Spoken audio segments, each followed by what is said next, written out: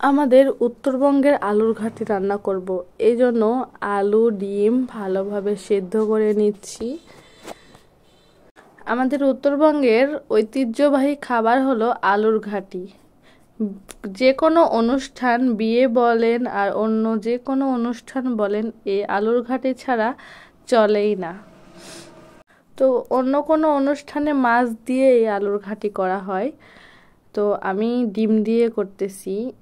আমার কাছে ডিম দিয়েও ভালো লাগে, মাছ দিয়েও ভালো লাগে। এই জন্য আলু ডিমগুলো ভালোভাবে সিদ্ধ করে নিয়েছি।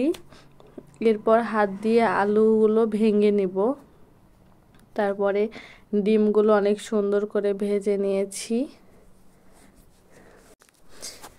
এই ডিমগুলো ভাজা হয়ে গেলে দেখুন লাল লাল করে ভেজে নিচ্ছি। ডিমগুলো সুন্দর করে ভাজা হয়ে গেছে আমার। এবার কড়াইয়ে একটু পেঁয়াজ তেল দিয়ে নেড়ে নিচ্ছি। এর মধ্যে সব রকমের মশলা দিয়ে দিচ্ছি, দিয়ে নাড়াচাড়া করে এটা কষিয়ে নেব। মশলাটা ভালোভাবে কষানো হয়ে গেলে আলুগুলো আমি এর মধ্যে ঢেলে দিব।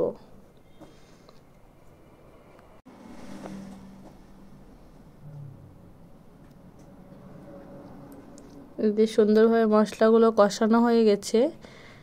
এবার হাত দিয়ে ভেঙে নিয়ে আলুগুলো আমি এর মধ্যে ঢেলে দিলাম।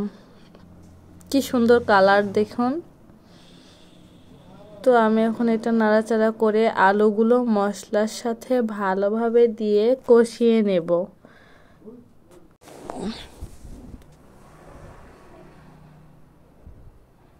সুন্দরভাবে আলুগুলো কষাবো। আলুগুলো ভালোভাবে কষালে এটার মজা বেশি, টেস্ট হবে বেশি।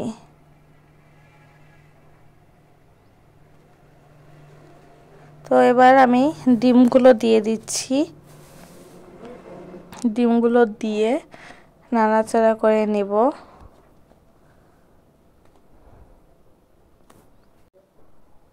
এই যে ডিমগুলো দিয়ে নাড়াচাড়া করে একটু বলক তুলে এর মধ্যে অল্প একটু পানি দিয়ে দিলাম।